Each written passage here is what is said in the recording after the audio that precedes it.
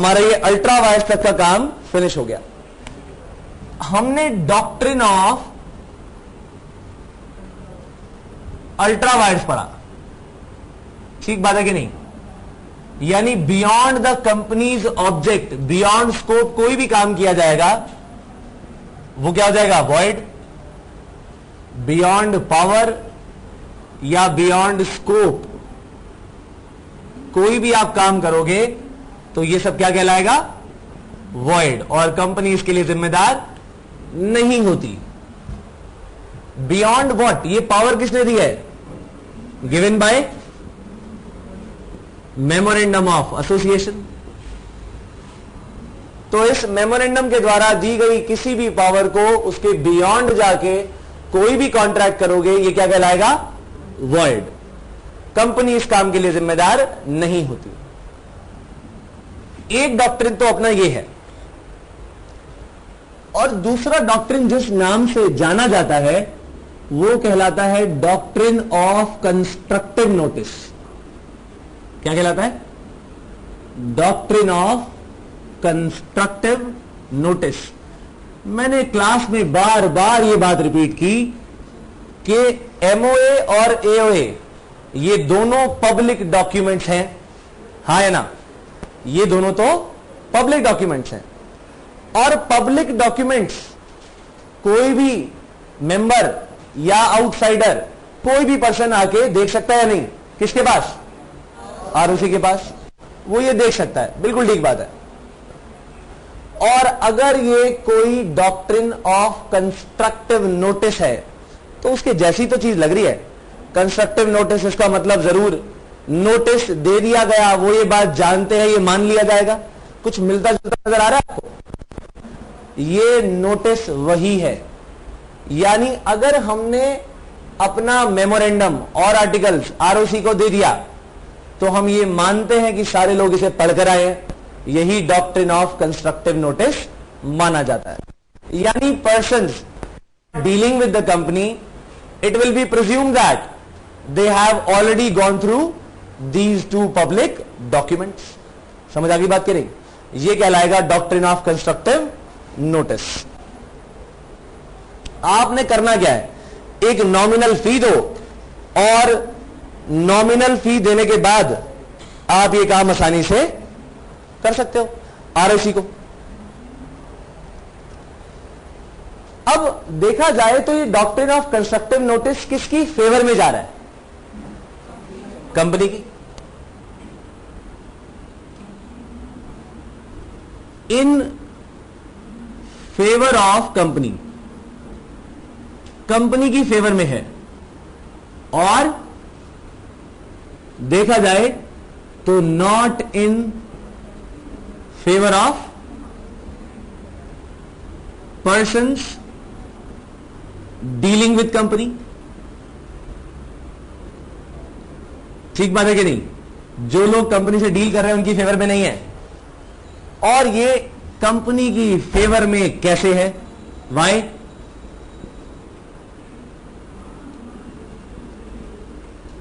Because reason एक ही है।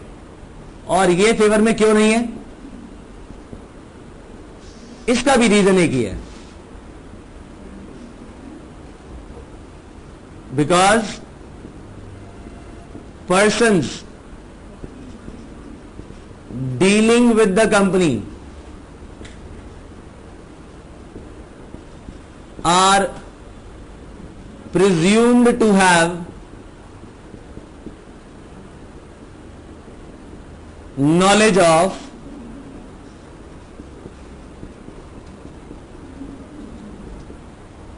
memorandum and articles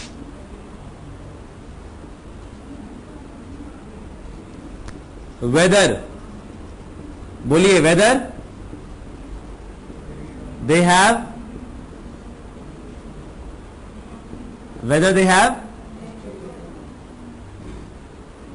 read them or not। तो चाहे उन्होंने इसे पढ़ा हो या ना पढ़ा हो, क्या मान लिया जाएगा कि ये लोग इसे पढ़कर ही आए हैं। ठीक बात है कि नहीं?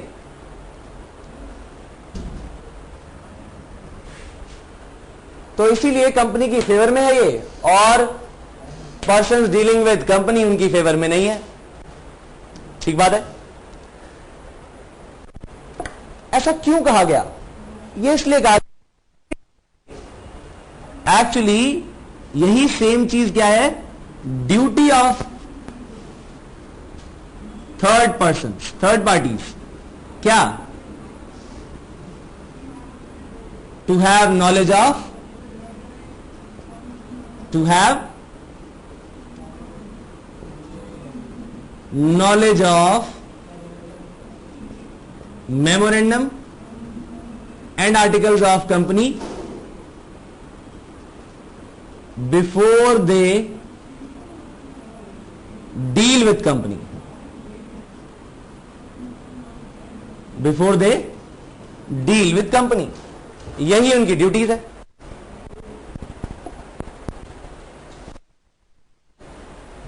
अगर उन्होंने इसे नहीं पढ़ा, अगर इन्होंने थर्ड पार्टीज ने इस डॉक्यूमेंट को नहीं पढ़ा, तो बाद में वो ये बहाना नहीं लगा सकते कि जी हमने तो ये पढ़ा ही नहीं था। So they can not plead their ignorance. इसका मीनिंग क्या हुआ? इस लाइन का मीनिंग क्या है? Third parties cannot plead ignorance. Ignorance of what? Ignorance of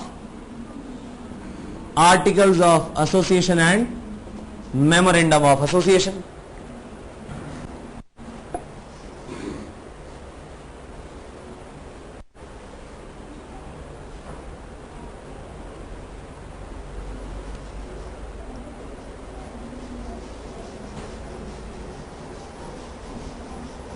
note कर लिया सबने कि नहीं? एक बहुत ही बेहतरीन केस हुआ था इसका, और उसका नाम था वेंकटा स्वामी वर्सेस चिंता राममूर्ति, यानी वेंकटा स्वामी वर्सेस राममूर्ति। इस केस में यह बात तय की गई थी कि भले सामने वाले ने गुड फेथ में, थर्ड पार्टी ने गुड फेथ में एक्ट किया हो, फिर भी जो चीज उसे पढ़ के आनी चाहिए थी, जो चीज उसे पढ़नी चाहिए थी, अगर उसने वो नहीं पढ़ी और उस कारण से कोई काम गलत हो जाता है, तो कंपनी उसके लिए जिम्मेदार नहीं है। ठीक बात है कि नहीं? आइए इस केस को पढ़ने से पहले जरा डॉक्ट्रिन ऑफ कंस्ट्रक्टिव नोटिस की डिटेल्स पढ़ लें हम।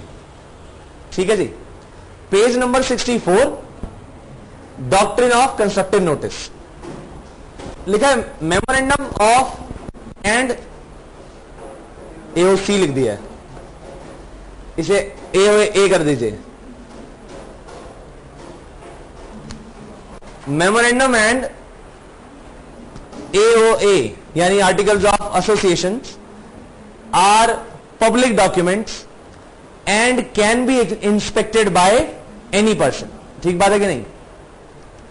The memorandum and articles of association of every company are registered with the ROC and are public documents.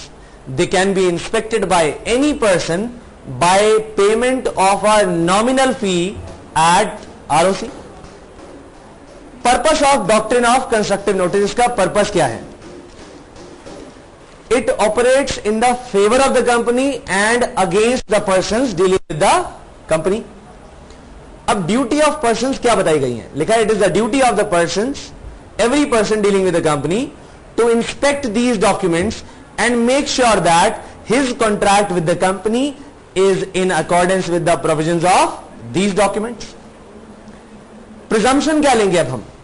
Presumption regarding knowledge of memorandum and articles, इसे भी एओए कर दीजिएगा, articles of association. It is presumed that he has read the memorandum and articles irrespective of the fact weather he has actually red और not. चाहे पढ़ाओ या ना पढ़ाओ, क्या मान लेंगे कि वो इन्हें पढ़ के आया है। This is known as doctrine of constructive notice. Persons dealing with the company can not plead ignorance. So the legal effect of this doctrine is that if a person deals with the company and the transaction is inconsistent with the provisions of memorandum and articles, he cannot plead ignorance of the provisions of these documents. ठीक बात है कि नहीं? बाद में वो इस ignorance का बहाना बना के ये नहीं कह सकता कि मुझे तो मालूम ही नहीं था। राइट? चले आगे। So इस केस में क्या हुआ? वेंकटा स्वामी वर्सेस राममूर्ति में the articles of the company required that all the documents of the company should be signed by managing director, the secretary and working director of a company, and a mortgage deed was signed by the secretary and a working director of the company only. किसके sign नहीं हुए? Managing director के sign नहीं हुए। It was held that mortgage deed was invalid even though the plaintiff had acted in good faith and money was utilised for the benefit of the company. बहुत ही ध्यान से इस चीज को दिमाग में डाल लीजिए, क्योंकि ये पॉइंट अगर समझ आया तो अगला स्टेप समझ आएगा। अगला जो हमारा डॉक्ट्रिन है